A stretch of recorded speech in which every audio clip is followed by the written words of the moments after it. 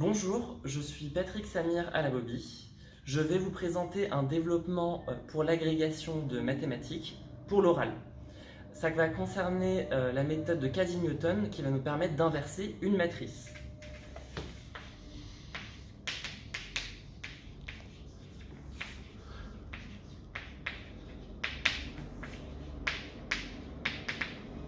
Alors on va prendre une matrice A qu'on va chercher à inverser. Donc c'est une matrice carrée de taille n et un petit a, un réel, qui va nous permettre de paramétrer la suite suivante. Donc pour tout m appartenant à n, on a xm qui est une matrice de mn de R qui est définie de la manière suivante: xm plus 1 est égal à 2xm moins xm à xm. Alors, cette récurrence, on s'est inspiré justement de la méthode de Newton pour pouvoir définir cette récurrence-là. Et on va également poser le premier terme de cette suite. On va se servir de notre paramètre A transposé de la matrice qu'on souhaite inverser. Et nous, ce qu'on va chercher à faire, on cherche, ça va être tout le sujet en fait du développement, à montrer que la suite des xm va tendre vers l'inverse de A. Pour certaines valeurs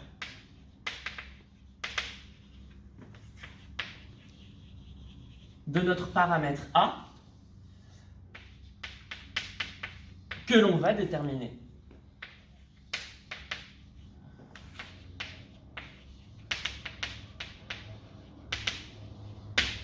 Alors pour nous aider à faire ça, on pose une suite UM. Vous allez comprendre pourquoi je prends l'indice n et pas n. C'est pour pas se confondre. Pour tout m appartenant à n, il sera égal à la matrice identité, donc c'est justement pour ça qu'on ne peut pas confondre, moins AXM. XM étant la suite qu'on a définie précédemment. Dans un premier temps, on va chercher à calculer U0. Alors, U0, on se sert de cette relation récurrence. U0, c'est égal à la matrice identité moins AX0. Or, on a fixé x0 ici. Ça nous donne in moins, donc on a petit a, bien faire attention au fait que ces deux matrices ne commutent pas nécessairement. Et on va poser A transposé de A comme étant la matrice S. Elle est intéressante parce qu'elle est symétrique. Ensuite, on va chercher à déterminer la relation de récurrence de cette suite UM.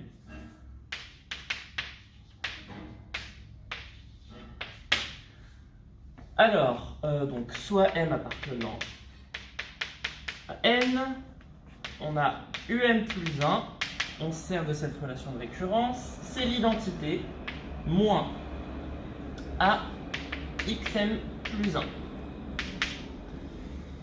Alors, xm plus 1, on a la relation de récurrence ici, donc on va remplacer. Ça nous donne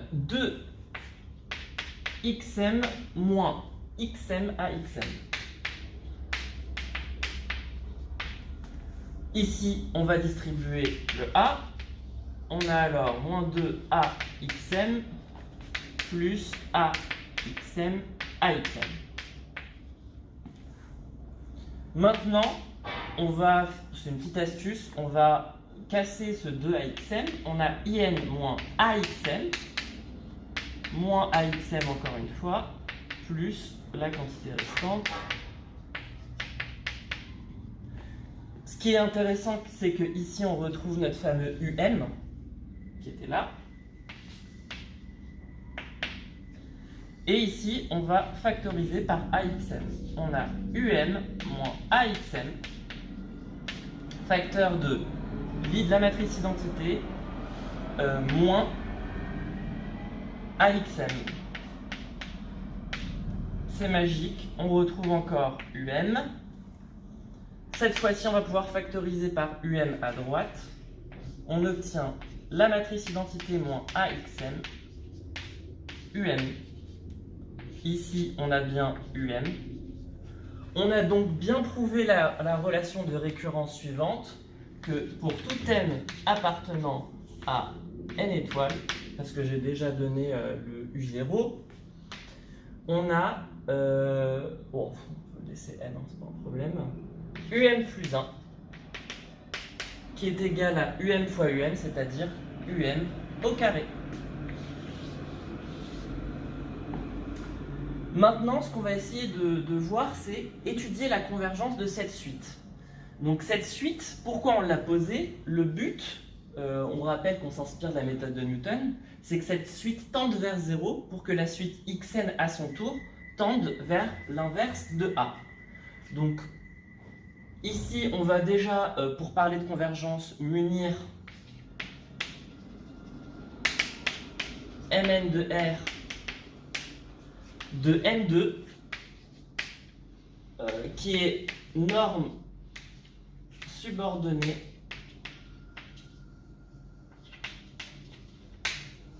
à la norme quadratique sur Mn de R.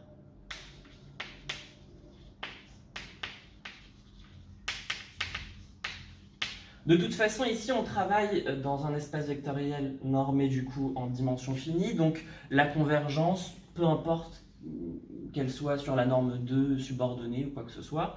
Donc on préfère la prendre subordonnée, pourquoi? Parce qu'elle a le bon caractère d'être sous-multiplicative. Ici, on montre assez rapidement par une récurrence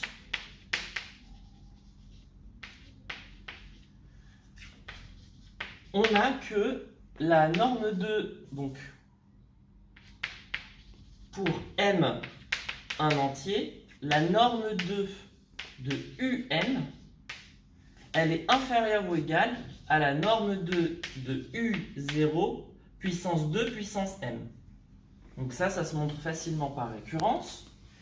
Et ici, pour qu'on puisse avoir une convergence de la suite des un vers la matrice nulle, il faut que la norme 2 de U0 soit strictement inférieure à 1.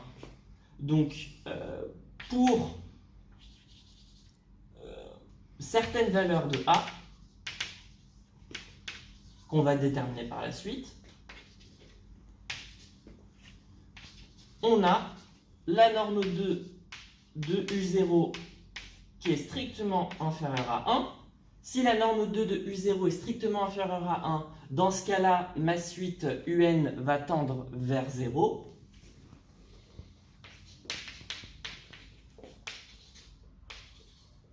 Quand M tend vers plus l'infini, évidemment, va tendre vers le 0 des matrices de Mn de R. Et grâce à ça, qu'est-ce qu'on a? Alors, on va essayer de passer de la suite UN à la suite des Xn. Pour cela, on pose une application phi qui va de Mn de R dans Mn de R,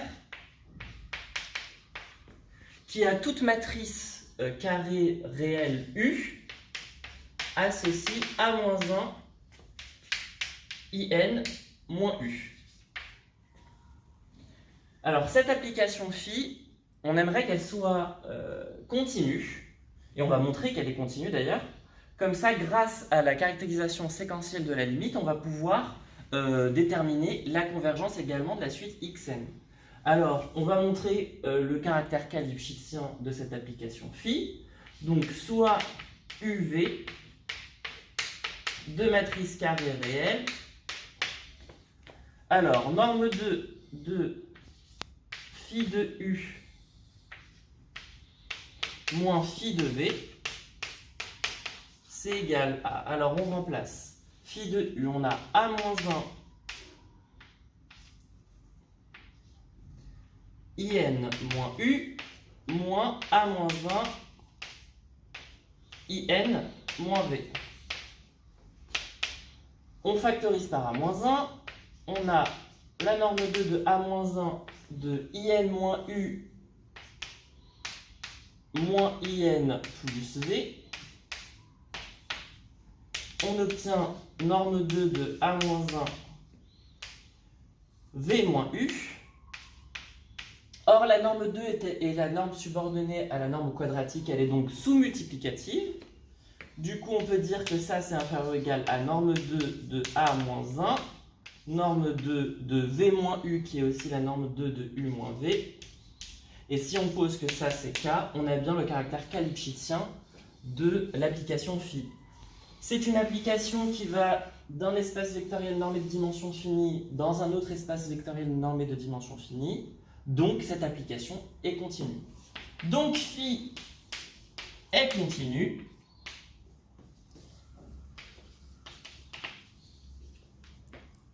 Alors, on a que la limite quand m tend vers plus l'infini de phi de un,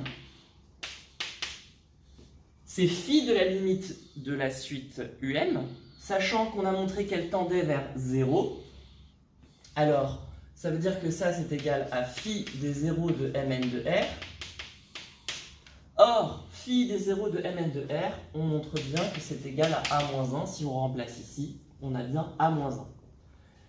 Or, il est facile de montrer que phi de um pour tout m appartenant à n, je vais l'écrire.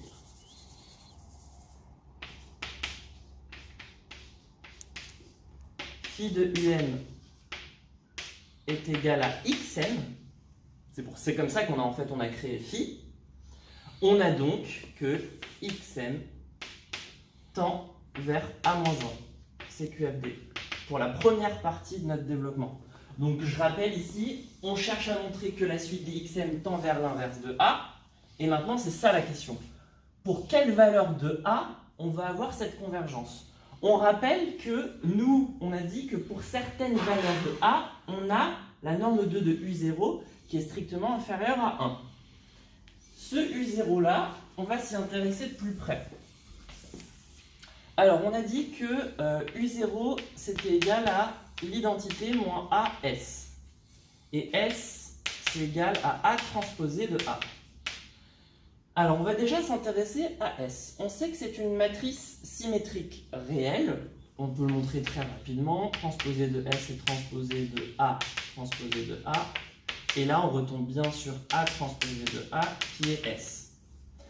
Comme nous le dit le théorème spectral, cette matrice S, elle est diagonalisable dans une base orthonormée. Et en fait, si je m'intéresse à n'importe quel... donc on va déjà poser. Ah non, on ne va pas encore les poser, autant pour moi. On va s'intéresser à ces valeurs propres. Donc, soit x, un vecteur propre de S, et lambda, sa valeur propre associée.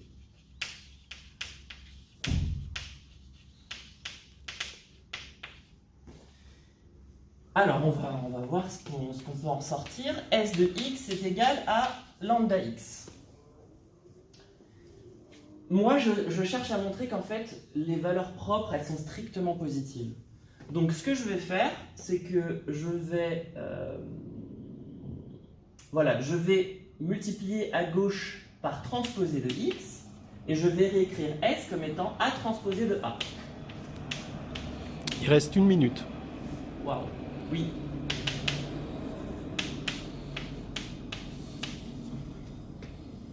Alors, ici, on peut écrire ça autrement, c'est A, c'est transposé de A x, transposé de A x égale à lambda transposé de x, x. Sur Rn de x, ici, on retrouve bien la norme, ce qui nous donne ax au carré égale à lambda x au carré. Or, x est un vecteur propre, il est donc non nul. On peut donc écrire lambda ax. Pardon, j'ai oublié d'écrire. Il y a un carré qui est parti. Non, c'est bon. Non, c'est bon, justement. Voilà, qui est strictement positif. Donc on va pouvoir ranger toutes les valeurs propres de S.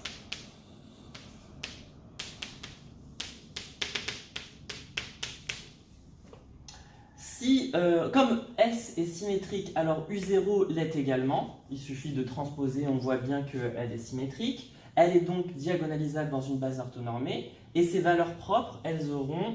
donc, les valeurs propres de U0 seront... On a 1 moins A lambda 1, inférieur ou égal à 1 moins A lambda 2, 1 moins A lambda n. On sait que la norme 2 de U0, étant donné qu'elle est symétrique réelle, elle est égale à son rayon spectral. Et en fait, justement, nous, ce qu'on aimerait, c'est que la norme 2 de U0 soit strictement inférieure à 1, donc que son rayon spectral soit strictement inférieur à 1. Il faudrait donc que toutes ces valeurs propres soient comprises entre moins 1 et 1. Pour cela, sachant qu'on a pris... ah oui, on a le droit d'écrire ça pourvu que A soit strictement positif, évidemment. Sinon on n'a pas... Ok, donc ça veut dire que ici, on peut prendre A dans 0, 2 sur lambda 1, c'est suffisant pour que cette condition soit remplie.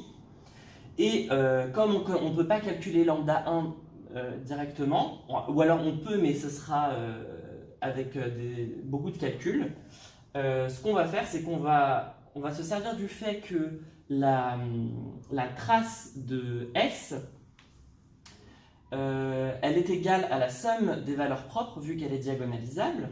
Donc trace de S, c'est égal à la somme de ses valeurs propres, qui sont toutes strictement positives. Donc ça, c'est strictement plus grand que lambda 1. Et du coup, ce qu'on peut faire, c'est que si on prend A dans cet intervalle, un intervalle encore plus restreint et qui nous permettra de ne pas avoir à calculer le lambda 1, c'est de prendre A dans 0, 2 sur la trace de S qui est A transposé de A. Merci. On va passer aux questions. On est sur R, là.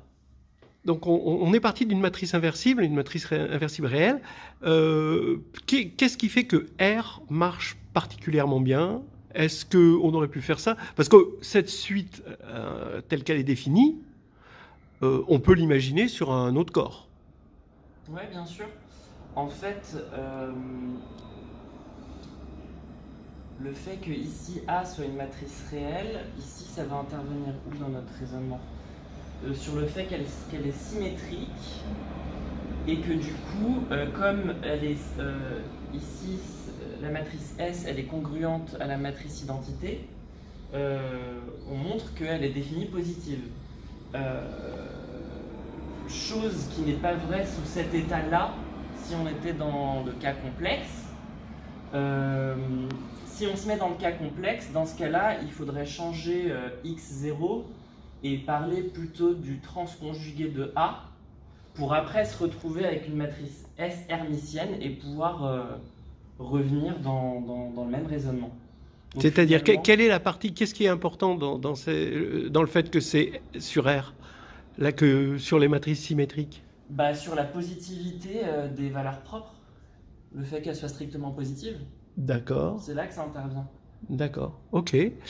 Donc et puis oui, positivité, puis oui, c'est vrai. Et puis que les valeurs propres elles appartiennent à R. Ouais. Hein, c'est symétrique. Sinon, on ne pourrait pas les ranger. Réel.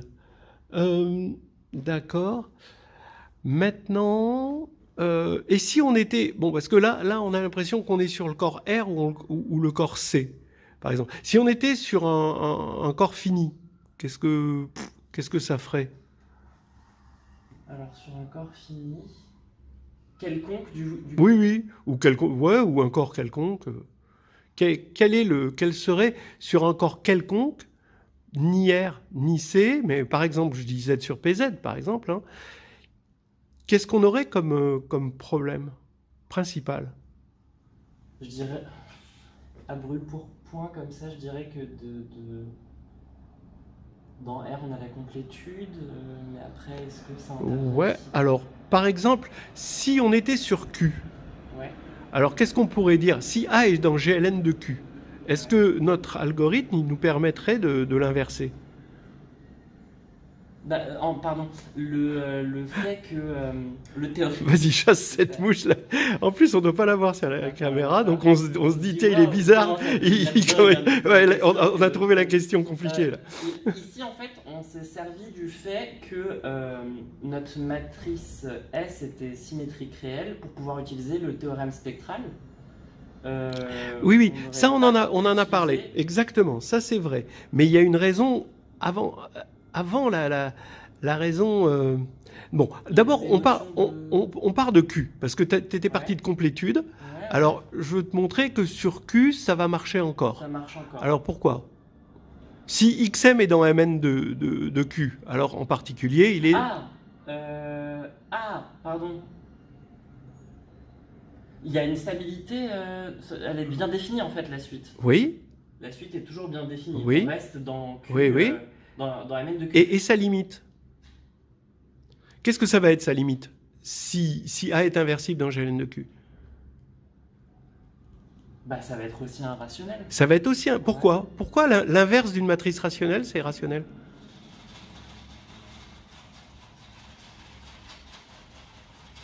Il y a une formule,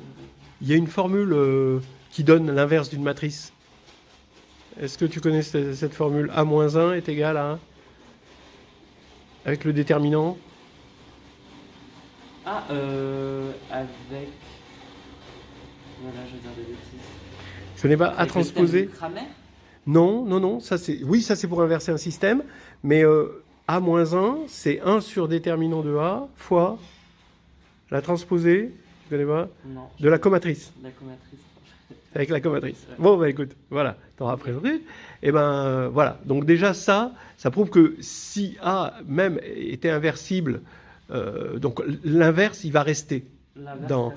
Parce que donc là, tu as fait une bonne remarque déjà, c'est que la suite, elle reste dans MN de Q, et même sa limite, quand on va passer à la limite, parce que l'inverse d'une matrice rationnelle reste rationnelle. Donc ici, fois transposée de la comatrice. Et la transposée de la comatrice, c'est que des multiplications. Donc voilà, même si la matrice était... Voilà. Alors maintenant... On continue, parce qu'on n'a pas tout à fait répondu à la question. Donc là, je viens de balayer un petit peu ce que tu racontais sur Q et la complétude. Et là maintenant, non, le problème, il est ailleurs quand on est sur un autre corps. Qu'est-ce que tu as fait sur Mn de R? Tu l'as muni? Je l'ai muni d'une norme. Voilà. Ah oui, c'est Et oui. La structure d'espace vectoriel après qui est utilisée. Oui, d'espace vectoriel normé. Normé, ouais.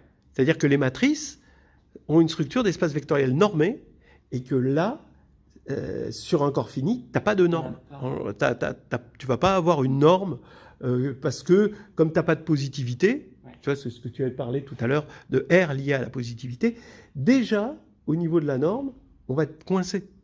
D'accord? On ne va pas pouvoir construire une norme quadratique, parce qu'une norme, ça demande une certaine positivité, et que cette positivité, tu ne vas pas la trouver sur les corps finis. Voilà, déjà. Pourquoi on ne la trouve pas sur les corps finis? Parce que tu n'as pas d'ordre compatible. Parce que ça tourne, Z sur PZ, par exemple, c'est en boucle. C'est en boucle. Parce qu'en soi, c'est non plus, ce n'est pas muni, c'est un ordre, ça n'a pas muni d'un ordre total. Bah, dans C, ce qu'il y a de bien, c'est que la norme, tu vas pouvoir l'envoyer dans R, qui est ordonné, qui est un corps ordonné. Mais par contre, FP n'est pas un corps ordonné. Voilà. Okay. Donc c'est ça le premier truc.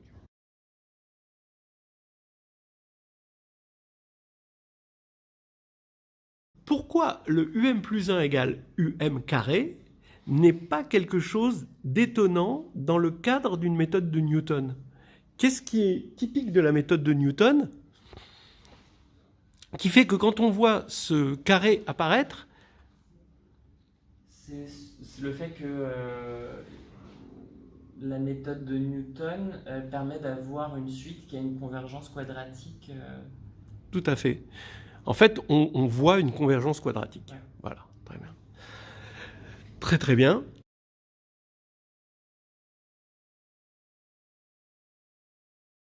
Comment on montre qu'une norme 2, là, que la norme 2, elle est sous-multiplicative? Tu sais le montrer? Oui, oui. Tu sais le montrer? Faut peut-être que je regarde, ouais. Faut que je vois. Alors, si on a une matrice, soit M, appartenant à Mn de R. La norme 2. Ah ouais, non, mais en fait... On va faire de M et N. M et N. Ouais.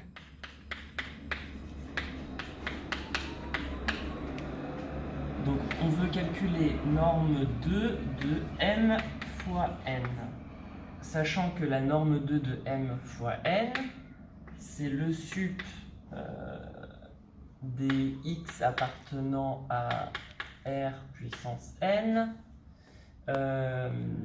de la norme quadratique de Mn fois x, M fois N fois x sur la norme également quadratique, donc là c'est norme 2 de x.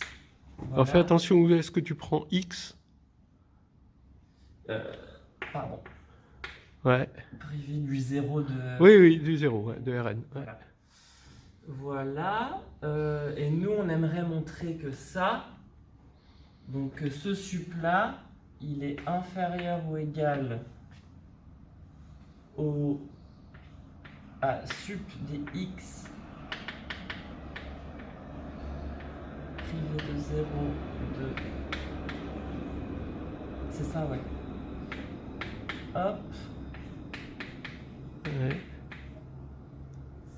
Fois le sup, pareil pour n. Ouais. Ouais. Bon, tac tac.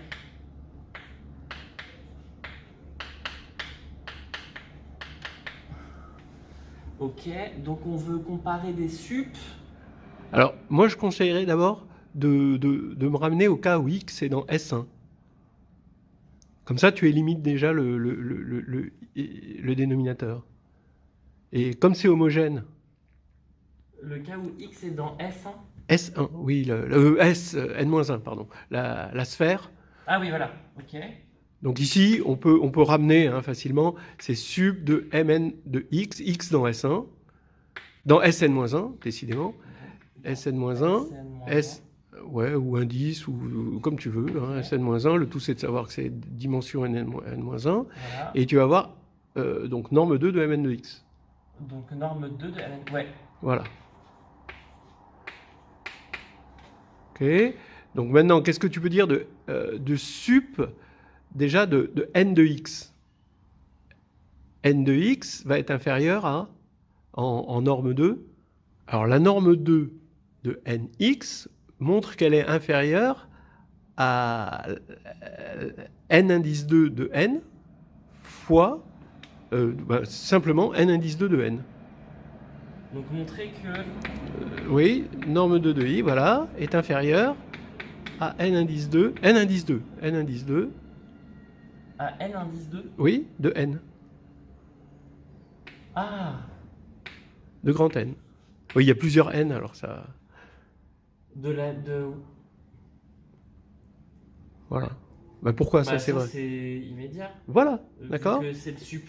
Voilà, d'accord. Maintenant, si y est de norme inférieure à k par exemple, donc tu supposes que que la norme 2 de y, non, pardon, la norme 2, pas n2, la norme 2, voilà, de y, petit y, voilà, si c'est inférieur à k, ouais, d'accord. Alors, qu'est-ce que tu peux dire de m de y, la norme 2 de m de y? Alors, norme 2, norme 2, non, norme 2, pas n2, voilà, de m de y est inférieure. Celle-ci, elle est inférieure à la norme 2 oui. de m. M. Ah oui, d'accord, c'est bon. C'est bon. Ok. Ok. Et Y ici va jouer le rôle de... Non, non, attends, on n'a pas fini l'inégalité. Ah, L'inégalité, telle qu'elle est écrite, là, elle est fausse. Ça, c'est vrai si k est égal à 1.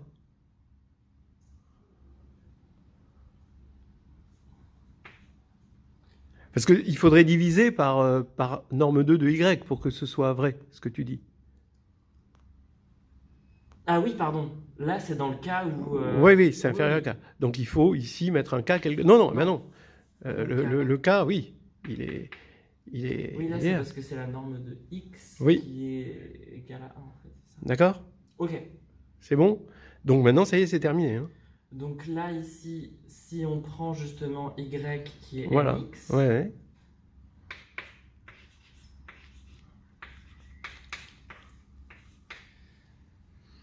comme nx est inférieur au... Donc mon cas ici, ce sera ma norme Oui, de oui. n en fait. Voilà. Ouais, ouais, c'est Donc tout. ça Hein. fait- Oui, ça y est, c'est bon. Oui, oui. Ça fait n2 de n, n2 de m. Donc là, c'est bon. On voit que c'est sous-multiplicatif.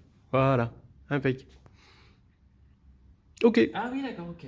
Voilà. Ah, bah, j'ai appris un truc encore. Ah bah oui, c'est important de ça. Bah oui, tous les trucs qu'on utilise, hein, faut savoir les faire. Maintenant, est-ce qu'on pourrait pas dire autrement la continuité? Bon, alors c'est vrai que Lipschitzien, ça, mais là, il y a quand même une raison très très directe de la Un polynôme en continuité. U Oui, oui, c'est en les coordonnées de U. On les coordonnées de Et donc, tout polynôme en les coordonnées, c'est continu. Donc là, effectivement, comme on a perdu à peu près 2 minutes hein, sur le truc, Non, ça aurait on peut pu passer être... beaucoup plus vite. On aurait pu passer un petit peu plus vite là ici. Bon, donc la continuité, ça donne tout. Et puis après, c'est bon.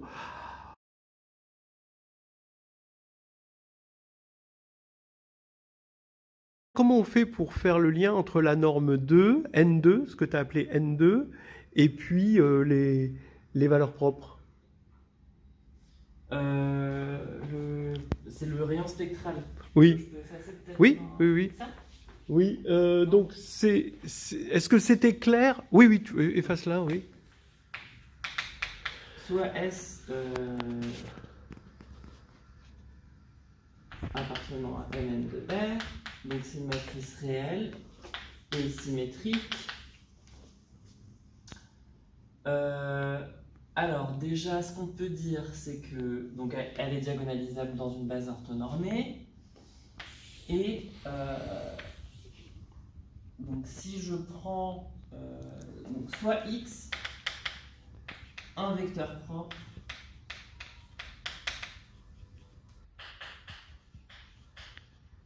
de S, et lambda, une valeur propre associée à x.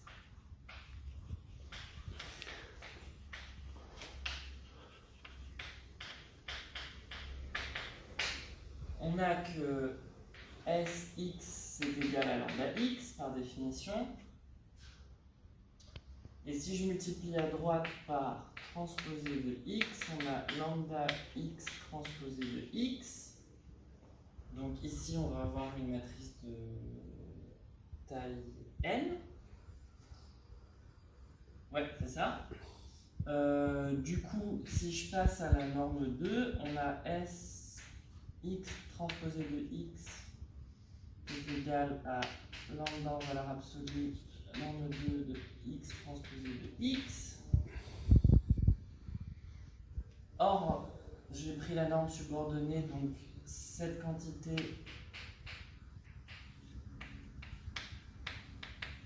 elle va être inférieure ou égale à la norme 2 de S, norme 2 de x transposé de x. Or, x est un vecteur propre, il est non nul, donc ça c'est la matrice non nulle, donc sa norme elle est non nulle. Donc je peux simplifier par norme 2 de x transposé de x, et on va voir que, quelle que soit la valeur propre en fait de S, elle sera toujours inférieure ou égale à norme 2 de S. Donc le rayon spectral de S est inférieur ou égal à la norme 2 de S. Ensuite, donc on a dit que elle était symétrique, enfin elle est symétrique, donc elle est diagonalisable dans une base orthonormée qu'on va nommer de la manière suivante. Donc ça, c'est ma base de vecteurs propres, ma base orthonormée de diagonalisation. Et du coup, si je prends un x quelconque de R puissance n, il s'écrit de la manière suivante. X, je le décompose suivant cette base, c'est la somme de i égale 1 à n de x, i, e, i. Et en fait, le but, ça va être d'étudier la quantité norme 2 de Sx. Donc, ici, je vais multiplier par S. J'obtiens par distributivité que ça nous fait x, i, s, e, i. Par définition du vecteur propre de S, on a x, i, lambda, i, e, i. Si je passe cette fois-ci à la norme sur Rn, la norme quadratique, ici, comme on est sur une base orthonormée, on obtient somme des xi carré lambda i carré. Cette quantité, je peux la majorer en majorant chaque lambda i carré par son rayon spectral au carré. Du coup, ça dépend plus de i.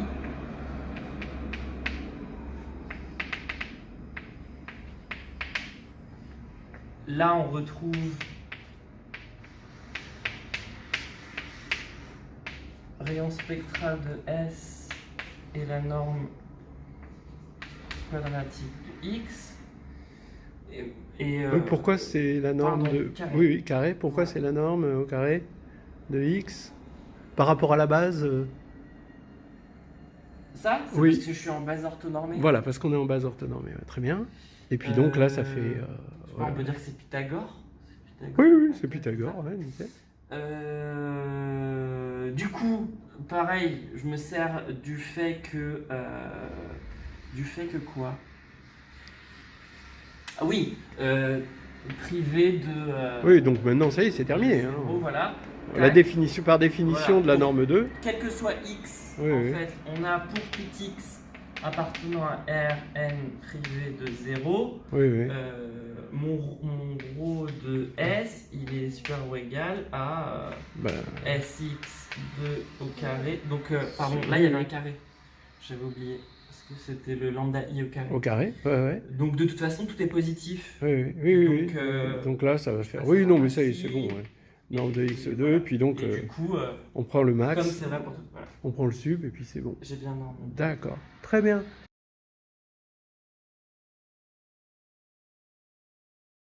Alors maintenant, des problèmes de calculabilité. Donc déjà, effectivement, c'est bien de prendre la trace de A transposé. Voilà, parce que c'est plus facilement calculable par rapport à lambda 1. Maintenant, par rapport à l'inversion, si on inverse avec Gauss, avec la méthode du pivot, est-ce que c'est rentable ou pas? Déjà, la différence entre les deux, c'est que la méthode du pivot de Gauss, c'est une méthode exacte. C'est-à-dire qu'elle va nous donner l'inverse de la matrice.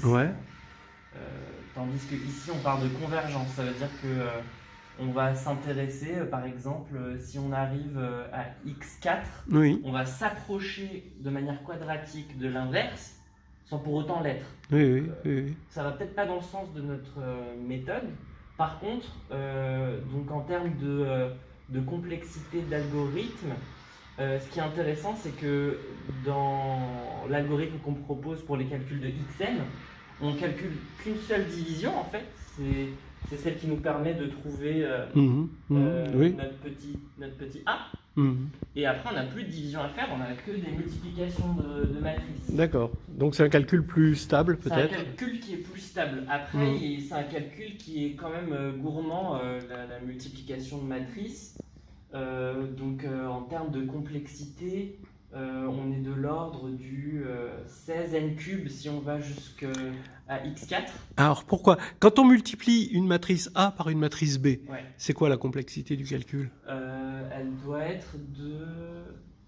Déjà, pour avoir un coefficient, un seul coefficient, il y a combien d'opérations? Déjà, un seul coefficient. Pour la multiplication de deux matrices. Ouais, 2 n cubes, ouais. Ouais. 2 n. Et pour Ouais. avoir un coefficient, Ouais, pour avoir un seul coefficient. il faut que je multiplie chaque coordonnée.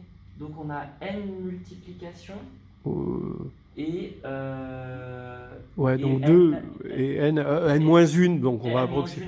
Addition, donc ça fait 2n. Et comme on fait n carré, on retrouve ton 2n cube voilà. en ordre de grandeur. D'accord. Et le pivot de Gauss, c'est combien? Ça doit être du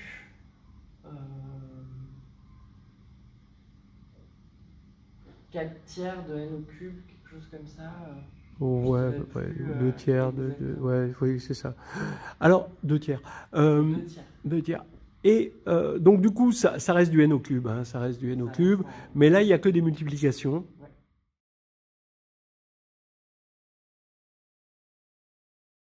Et puis, pourquoi ça s'appelle une méthode de quasi-Newton? Quel est le lien avec Newton?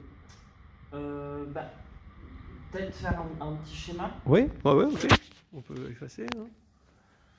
En fait, la méthode de Newton qui s'applique sur les fonctions réelles, elle permet d'approcher le zéro d'une fonction pourvu qu'elle soit dérivable et à condition d'avoir un premier terme qui soit assez proche du zéro de la fonction. Donc, par exemple, si j'ai cette fonction-là, moi je cherche, donc c'est la fonction f, ça c'est sa courbe représentative. Donc la méthode, elle fonctionne comme ça. Si je prends pour l'instant un x0 quelconque, je vais regarder en fait la tangente de la courbe représentative de la fonction f en x0. Oui. Et mon x1, il sera ici. Donc ça veut dire que en fait on a la courbe représentative, pardon, l'équation de la tangente c'est f' en x0. Bon, on va généraliser, on va dire que c'est n et la n plus 1. f' de xn, x moins xn plus f de xn. D'accord. Et okay. Que xn plus 1, bah, c'est le moment où ça s'annule. Et donc, pourvu que pour tout n appartenant à n, à chaque fois, ma dérivée elle est non nulle. En gros, si j'épargne un petit peu les calculs, on obtiendrait que xn plus 1... Ou les cas défectueux, on va dire. Ça serait xn moins... alors, tac, sur tac, f de xn sur f' de xn. Voilà. Donc ça, en fait, là, ici, dans notre cas, on a cherché à inverser une matrice ou alors un nombre, un réel. Ici, par exemple, si on cherche à inverser le réel b, on cherche 1 sur b. En fait, pour avoir cette fonction-là, on va dire qu'on prend f qui, de R dans R, qui a x associe, moi je sais que je veux que ça s'annule en 1 sur b, donc ça veut dire que j'ai xb qui est égal à 1, donc en fait ma fonction elle aura cette tête-là.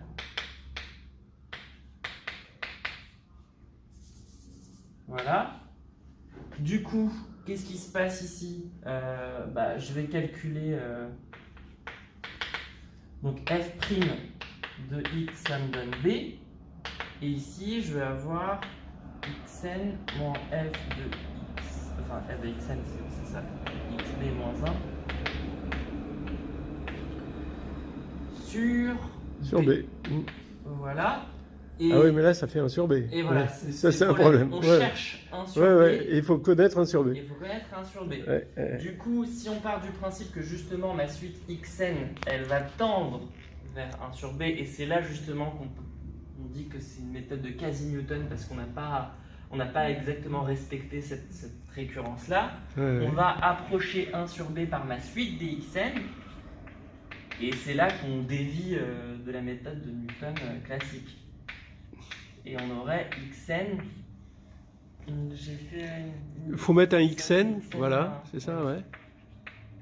b moins 1. Et là, on va retrouver notre 2xn moins Ouais. xn carré b. Mais ça change rien a priori. Oui, Ok. parce qu'on est en commutatif. Voilà. Donc ça nous fait xn moins xn Oui, bxn. Donc ça va plus, faire oui, ouais, plus xn, ça va faire 2xn. Oui. D'où le 2xn Mhm. moins xn. Et c'est intéressant de garder plutôt cette forme-là que celle que j'aurais eue précédemment, justement parce qu'on n'a pas nécessairement la commutativité sur un. Oui, il vaut mieux rester symétrique en droite-gauche. Symétrique, ouais. Nickel, allez, on va s'arrêter là. Merci.